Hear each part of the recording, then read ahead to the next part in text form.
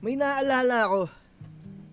May naalala ko kung ano yung lasa niya mga tropa. Biglang nag-sink in sa utak ko no yung lasa niya. Eto, wait lang, isa pa.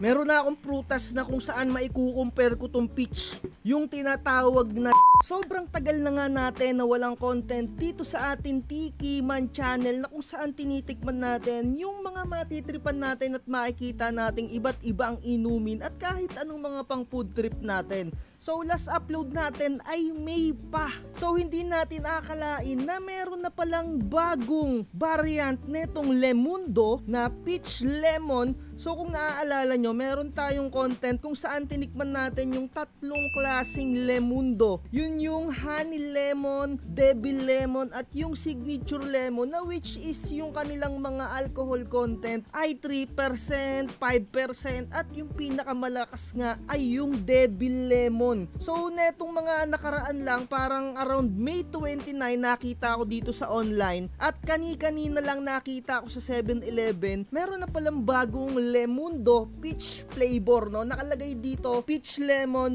7%. So meron na silang 3, meron ng 5, meron ng 7, meron ng 9. So ngayon titikman natin to. Medyo bago-bago pa to sa masa.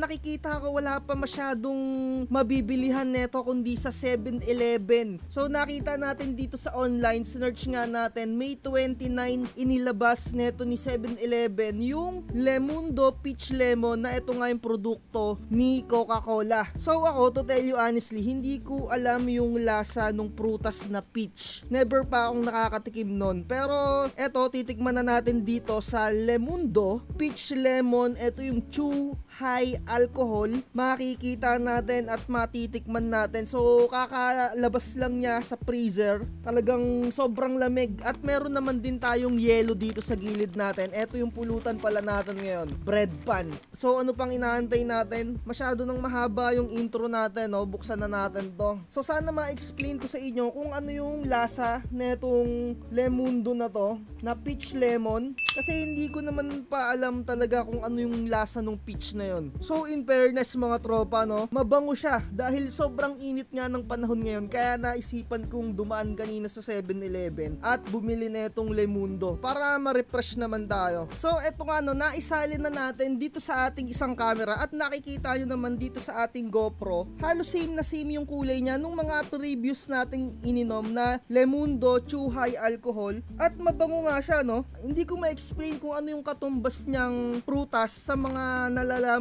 kong prutas na nakain ko. Pero mabango talaga siya.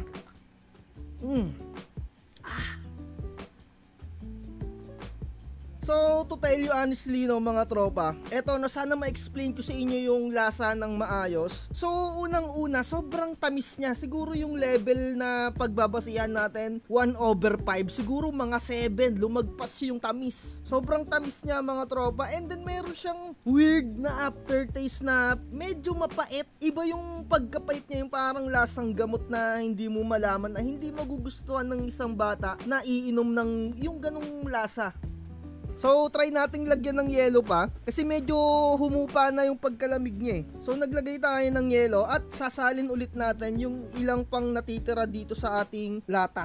So medyo sumarap na siya nung mas lumamig pa kasi medyo sumingaw na yung lamig niya eh. So basahin lang natin ng mabilisan nga yung kanyang content dito. 7% alcohol and then meron siyang 5% na juice. So ayun nga yung pinaka-ingredients niya, carbonated water, sugar, talagang sobrang tamis niya. And then peach juice concentrated. Meron din siyang lemon juice na ayun nga yung pinaka-bentahe netong Lemundo. Kaya nga siya lemon. Combination siya ng lemon at ng peach.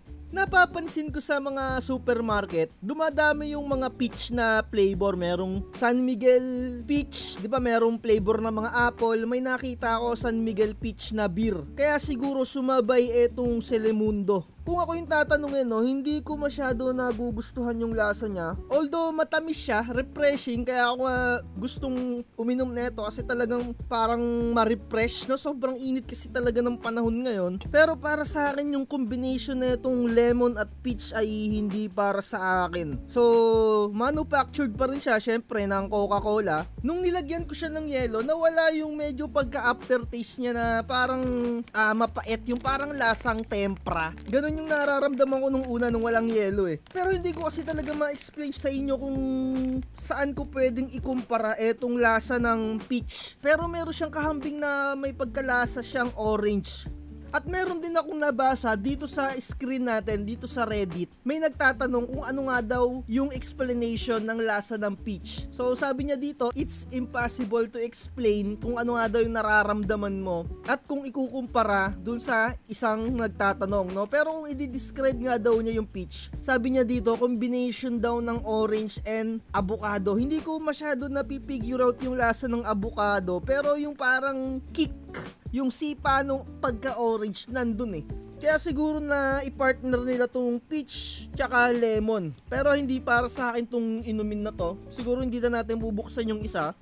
Ito na lang yung iinumin ko, yung isa na lang. Pero kung tatanungin nyo ako regarding sa kanyang alcohol content, 7%, wala siyang kick pa agad. Hindi kagaya ng Lemundo na 9%, yung Devil Lemon, talagang mararamdaman mo na agad. Ito syempre, medyo matamis siya eh. Kapag matamis, syempre alam natin na medyo huli-huli pa yung tama niya. Pero ayan yung medyo may mga hangover. Pero siguro pipilitin na lang din natin inumin pa tong isa para for the full experience kung ano yung pagising natin kinaumagahan. Kung masakit ba siya sa ulo. So shoutout natin tong pulutan natin na bread pan. Okay naman, perfect na partner dito sa Lemundo natin.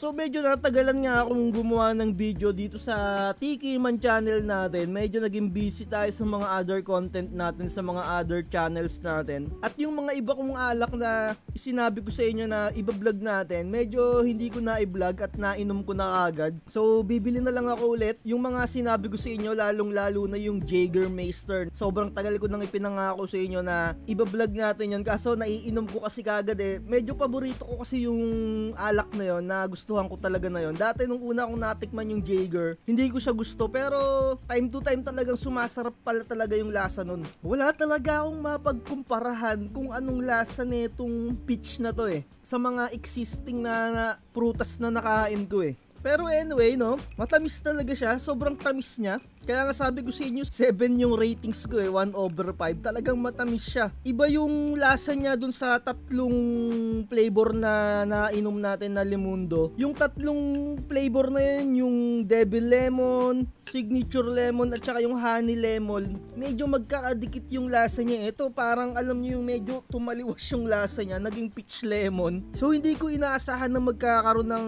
peach lemon na ganitong Lemundo. Ayun, medyo nararamdaman ko na yung alcohol content niya na 7, medyo umaangat na. Inumin pa natin. Salin pa nga natin.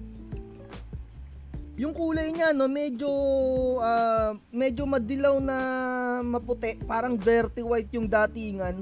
Alam niyo yung uminom kayo ng yung syrup na matamis, ganun yung kulay niya eh. May naalala ko kung ano yung lasa niya, mga tropa. Biglang nag-sink in sa utak ko no yung lasa niya. Eto, wait lang, isa pa.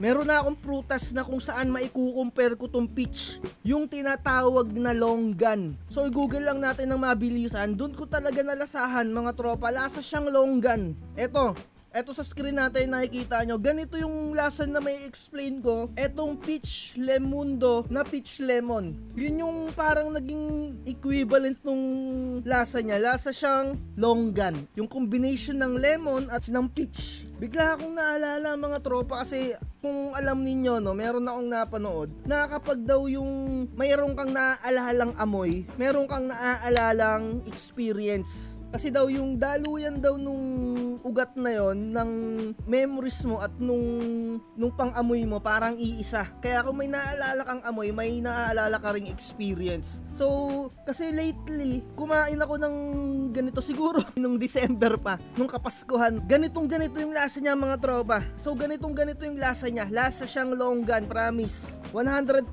Bigla akong naalala nung last shot na nung isang bote na to. Lasa talaga siyang longgan. Buti na lang meron tayong napagkumparahan at na-explain ko sa inyo kung ano yung lasa, kasi kanina pa ako hirap na hirap at hindi ko masabi sa inyo kung ano talaga yung parang pinakalasa niya. So cheers mga tropa. Ngayon na lang ulit ako nakainom. Sobrang busy natin. So marami-rami na rin tayong natikman dito, and then hopefully marami pa tayong matikman na mga inumin or kahit ano pang mga bagay na pwede nating tikman dyan. Ayun nga talaga yung nalalasahan ko mga tropa, hindi ako pwedeng magkamali. Longgan talaga, lasa siyang longgan. Etong peach lemon na to, solid. Ganun talaga yung lasa niya. Buti na lang meron akong prutas na napagkumparahan, no, mga tropa. So siguro dito na natin tatapusin yung vlog natin. Recap lang tayo. Para sa akin, sobrang mabango siya. Talagang mapapainom mo dito yung mga baby loves nyo. And then matamis siya, 7/5, nalagpasan pa yung 5. Regarding naman sa lasa, yun nga matamis, pero meron siyang aftertaste na parang lasang gamot na parang tempra, at yung lasa niya, longgan. Ayan, kung natikman nyo na tong longgan na to. Tapos sa alcohol content niya, medyo malakas din eh. Tingin ko malakas yung 7 eh, kasi habang nagkukwentuhan tayo, mga parang ewan ko 10 minutes or 5 minutes yon, unti-unti ko nang nararamdaman umaangat na yung ano ko, no? Na mali nga ako ng sabi kanina na sabi ko hindi malakas. Medyo ramdam ko na yung tamang kargada ng 7%, pero iba talaga yung 9% talaga. Ang presyo nga pala nito, no, bago tayo magtapos, no, 83 pesos ko ata nabili to yung isa. So dalawa yung binili natin. Sa 7-Eleven pa lang nakakabili nito eh, wala pa sa mga leading supermarket. So comment down below kung may mga nanonood sa atin dyan, kung anong mga gusto yung tikman ko pa. Like, share, and subscribe. Bye.